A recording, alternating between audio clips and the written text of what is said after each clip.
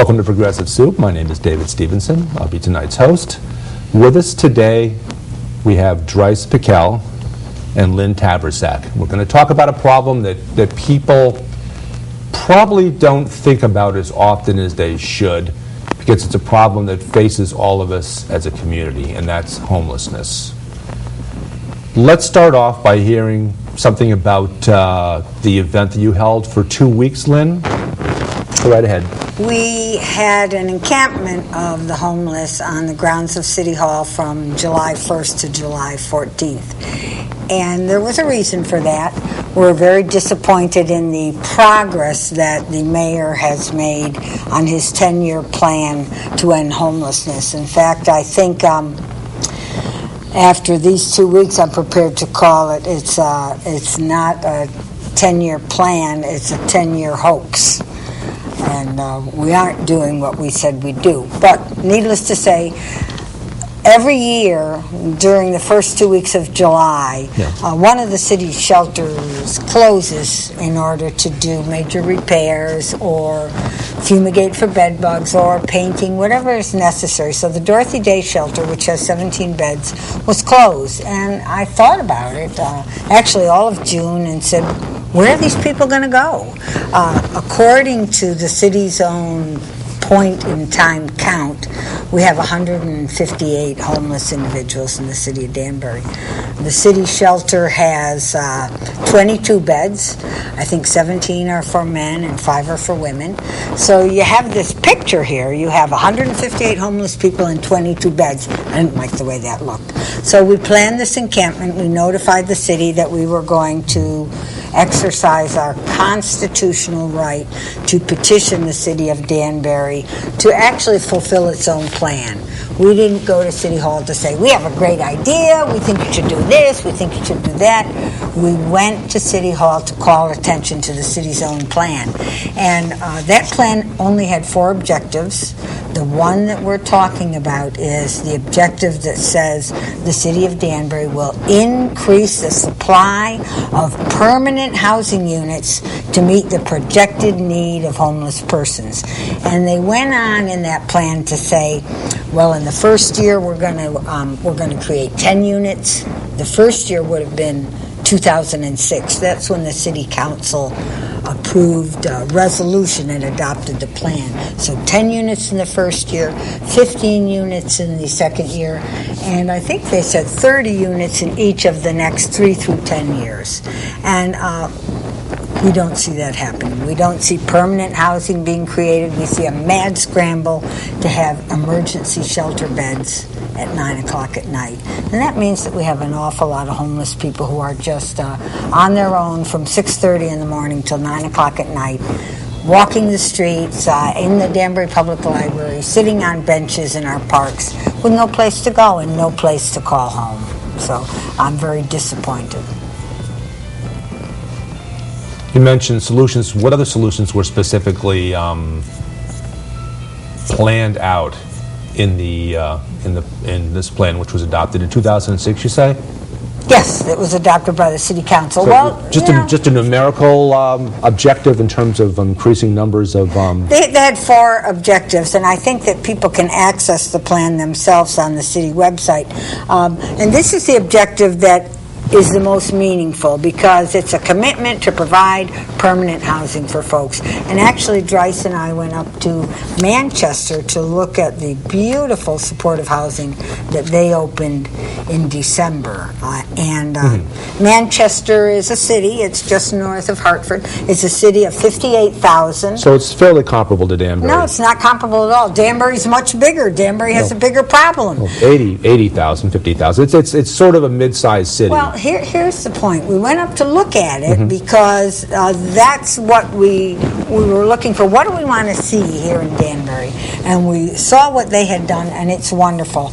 And they did it with $6.5 million in funding from CHAFA, the Connecticut Housing Finance Authority, and the Connecticut Department of Economic and Community Development. Why aren't we applying for that kind of funding to do that kind of housing in Danbury? That's a big question, and we don't have an answer to that yet. again, back to what do you think would be, what solutions are we actually looking for other than numerical solutions? I mean, It's not, Dave, it's not a numerical solution. We're not looking for numbers, we're looking for housing. Permanent housing where people can have a bathroom that they can use.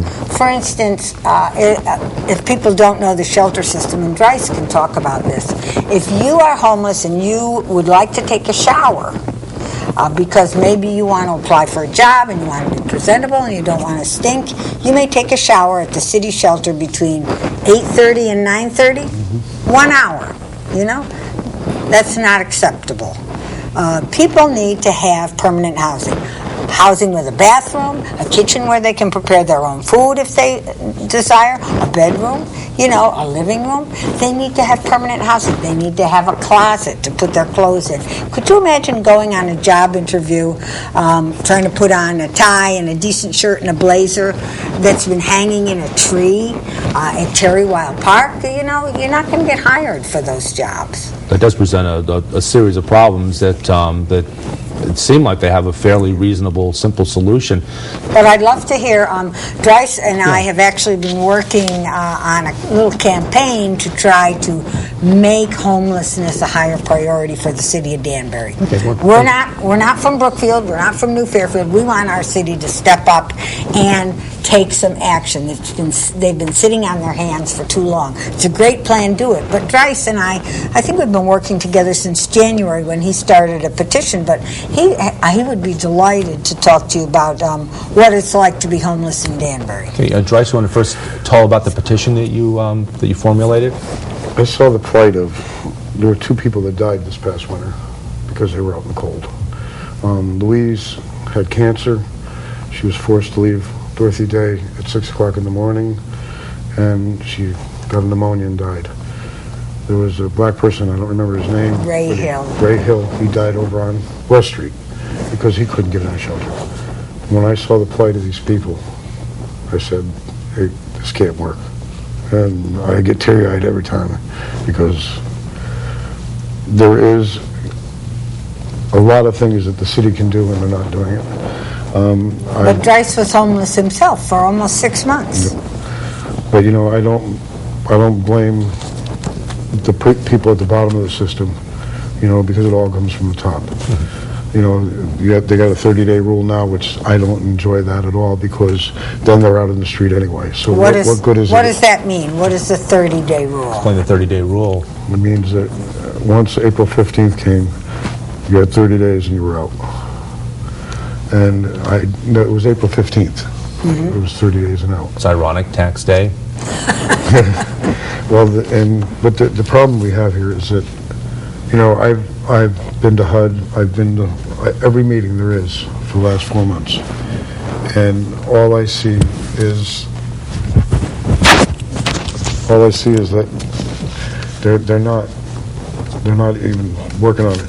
Now, when I went to this last HUD meeting with Paul Scalzo, the one thing that I've had the dream about, and me and her have talked about it quite a few times, was the Persian building on West and Main. Yeah. And right on that list was 7 West Street. And I said, this was the thing that I wanted because I believe we can make housing for homelessness on the 3rd floor and housing for families that have lost their homes on the 2nd floor. We get counseling down on the bottom. Everything, it's a dream. But I don't want to see another person die. You know, just don't want to. And I think that we need to say why people are homeless in the first place. It's expensive to live in this area. I was going to ask you, what kind of people? Describe people who are homeless. Do they fit any specific... Well, let me describe the money, because it's expensive to live in this area. Yes, it is. And I think on average, if a person is working in a minimum wage job, they're going to have to work about 140 hours a week in order to be able to afford an apartment. So we're obviously looking at housing that is much more affordable for this population, for people who are chronically homeless, who aren't going to be employed until we house them, and they have a place where they can shower, bathe, have clothing, cook, and be in a stable, secure living situation.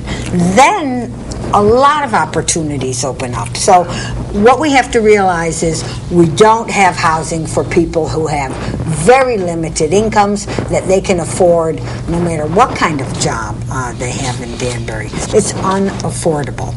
And we're finding also that the housing authority is not very good at housing single individuals. And that's what we have. We have 158 individuals who are homeless. We have low-income family housing. Yes. We have it at Eden Drive. We have it at Laurel Gardens. You have to have a family. We have moderate rental housing, wonderful developments at Mill Ridge and Fairfield Ridge. Wonderful housing. You have to have a family. If you're an individual, you're really just out of luck in terms of the housing authority. Unless you can get a Section 8 voucher and find private rental housing, you aren't going to be housed by them. And their Section 8 program, they have 1,800 vouchers. So you scratch your head and you say, wow, that could take care of a lot of problems. Yeah. And that list has been closed since 2006. And what year is it now, Drice? 2012. Yeah, 6 years. This list is closed. And people are homeless, and they die on the streets, or they're walking all over Danbury from 6:30 in the morning till 9 o'clock at night because they have no place to live. And certainly anybody would have to be blind to not see this going on, to see folks walking around who are Carrying everything they own. carrying their entire life on their back, basically. And there's another issue here in that the city, over the past 2 or 3 years, has really tried to concentrate on revitalizing the downtown. You're not going to do that unless you solve the problem of homelessness. We need to get our homeless people housed so that the downtown is more welcoming, that there are fewer vagabonds, that we aren't having public urination, that the library isn't being overused by people who just simply want to sit down and rest. Housing here, and I've sat there with Wayne Shepherd and Mayor Boughton, and I've looked at all these figures, and I'm sitting there saying, what about the what's name from the government? The government sent grants to the state of Connecticut for homelessness. Yes. Mr. Boughton has not grasped onto that. He hasn't grasped onto all the other monies that were allowed for homeless people. There was a big thing with the homeless thing that Obama was well in tune with it, and he said, okay, let's give him the grants. Danbury never went after him. Every other community did. Danbury didn't. Yet we have people from Ridgefield that come to Danbury for homeless, with Newtown, Reading, Weston, anybody that's homeless, they come here. So we are packing and trying to help all these people, yet we can't get the funding from the state or the federal government because it's being blocked by Malloy. Did Mayor Boughton or Mr. Shepherd have any idea why they haven't applied for grants that are available? Well, all they like to do is just open this book and give me a bunch of numbers. Well, all I do is open up the book and see all the people. Yeah. And I don't care about what numbers they got, what they're doing. We're supposed to be one of the best cities in Connecticut, yet we've got more homeless people than anybody per capita. That seems to be the differentiating point, is you can either look at people as human beings, or you can look at them as numbers. I believe And that's a very sad way of approaching life, to look at people as numbers rather than as human beings. I believe that our city government is exactly what it is. It's a number. It's not. They don't have the conscience on their mind. The other thing is that I think the city is misidentifying some of the housing resources. For instance, when we complained that there had been so little action on the 10-year plan, we're in year 7. They said we have 60 units of low-income housing available for the homeless, and I looked into that, and it ends up they're talking about the Renaissance. which is the former High Ridge Gardens. Right. And that is a home ownership opportunity. Yeah. And there aren't many homeless people that we can take to the Savings Bank of Danbury and have them qualify for a $130,000 mortgage. It makes no sense at all. And yet the city is counting that as assisting with our problem to end homelessness. That doesn't. We aren't looking to have homeless people go right into a home ownership opportunity. They say Habitat is another possibility. Habitat isn't. We aren't looking for home ownership. We're looking for supportive housing, permanent supportive housing, where services are offered to help people on the premises get their lives back together, whatever their issues are, whether it's economic, having a job, whether it's substance abuse or alcoholism, or any of the above. And I think one of the sad things is that lots of our assistance now is only going to homeless individuals who have mental illness or homeless individuals who have substance abuse problems. So that eliminates everyone else. If you don't have a mental illness or you don't have a hypodermic syringe sticking out of your arm, there isn't going to be housing for you or help for you. And that's very sad. There's one thing that we have to look at. Depression comes when you've lost your home or you're having to be outside. The depression factor, and the city is not even offering counseling for the people that really need help. And there's a lot of them out there. And I was born and raised here, and I seen a beautiful city. It was a beautiful town when I was a kid, and it's ravaged. The downtown used to be the most vibrant place there is. Now we have nothing here. Everybody's moved out of here. Because of why? Because Mr. Boughton hasn't tried to revitalize that part of it so that we could get jobs.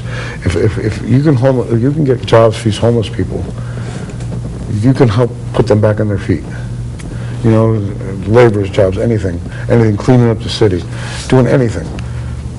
That could be a solution to part of the problems. Because if they have an income, the depression can go away with some counseling, and they can move on with their lives, and that's what I'm hoping could happen.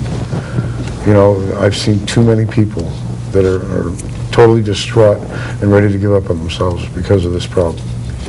And I'm one that I saw too much of it. Dave, while we were at the encampment, we were handing out this wonderful fact sheet to people who stopped by, and it does talk about the cost effectiveness of providing permanent supportive housing. So I'd like people to know that to provide an emergency shelter bed for someone, that's from 9 o'clock at night till 6:30 in the morning, that's $28 a day. To provide supportive housing for someone, it's $33 a day. Not a big difference. To keep someone in jail, it's $87 a day. Is that what we want to pay? To send someone to detox, it's $256 a day. To get an ambulance ride to the hospital, $527 a day. The bubble, you know about the bubble? I've never been in it. All right, but there's a urgent mobile detox that's, I thought, $7,000. Doesn't that sound expensive? But psychiatric hospital, $604 a day. So we as taxpayers are paying through our government are making decisions about how much we're going to pay, and we're choosing the most expensive routes of providing very short-term care for individuals rather than paying much less expensive costs for long-term benefits that might actually lead for a lot of people ultimately after that interim step lead them into something like permanent ownership.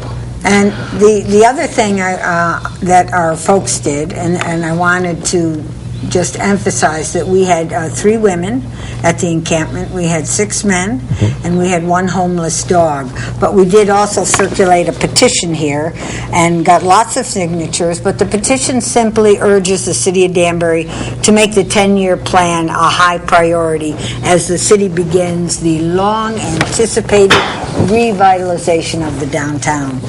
And I would be remiss if I did not talk about the kindness of strangers during these 14 days that we were encamped at City Hall. I probably leave some things out, but we had ice cream sandwiches, we had ziti, we had a box of Joe, we had egg sandwiches, we had pizza on 2 occasions.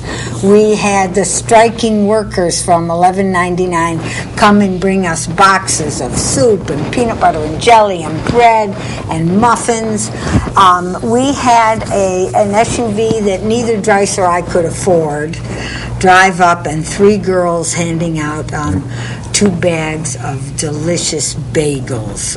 The kindness of people in the city of Danbury toward the encampment was really, it was overwhelming. And I think that part of it was due to the press coverage, but really every tent on the grounds of City Hall had a message. Home sweet home. 158 Danbury residents have no place to live.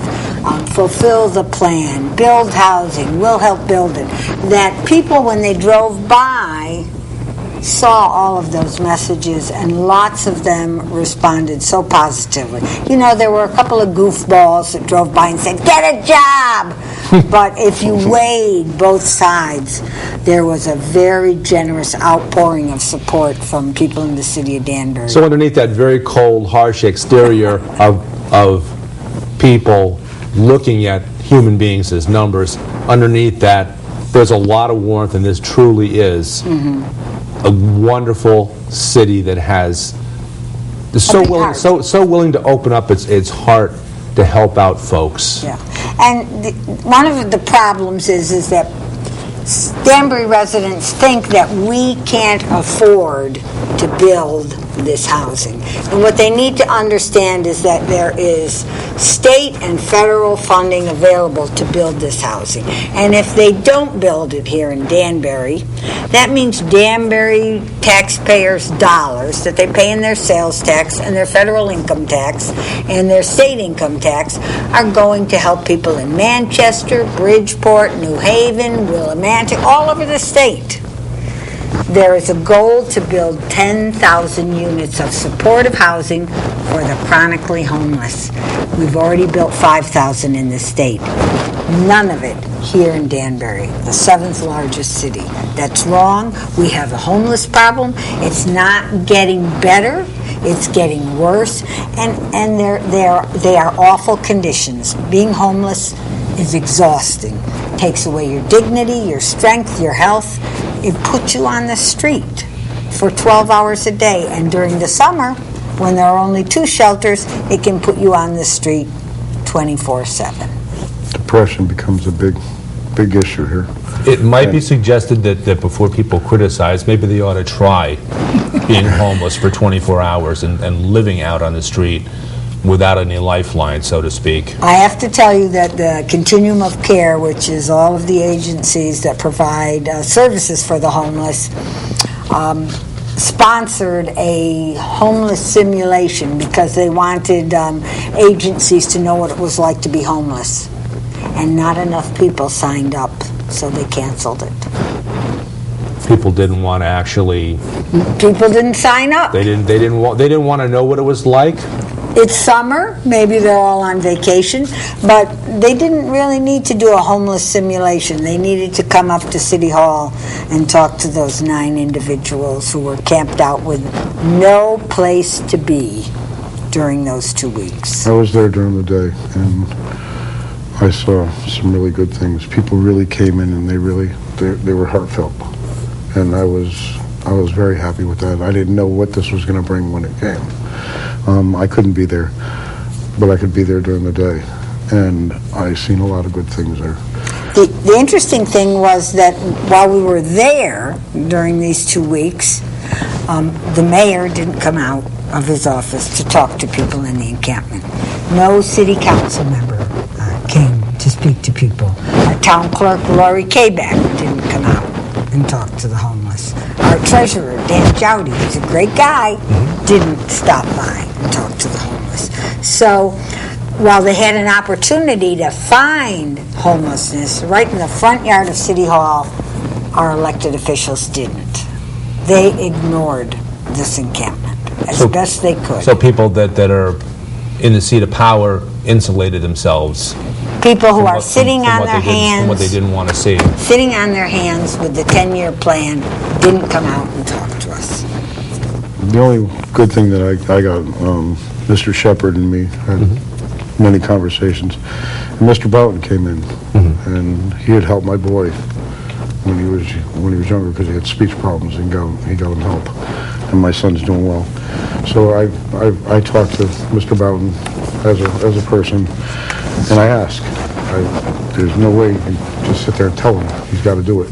But I ask for the help that we need to make sure that nothing ever happens like it did this winter. So you see the good even in folks that we're being critical of here, and Yes. seeing the fact that on occasion they do the right thing, and just asking them to continue that process. I want them to do more of it. Do more Make of it a what- priority. That's the thing. Make it a priority. You fixed my son, let's fix these other people. One of the things I noticed at the time that I volunteered at the either the homeless shelter or the soup kitchen, just amazing the backgrounds of some folks that are homeless. A lot of veterans. Yep. A lot of folks that have served their country. A lot of folks that have been fairly well off at times during their lives. Homelessness doesn't always have to be, it seems like, a permanent thing. It does. It could be a very short-term thing, but there has to be a little helping hand to get people back out of that. And with that, we're going to have to wrap up. This has been Progressive Soup. I'm David Stevenson, tonight's host. We have Lynn Taborsak, a frequent guest of the show, and Drice Pickel, who's added a lot of personal experience to the dialogue, and a lot of great thoughts from everybody involved. Thank you for having us. Thanks.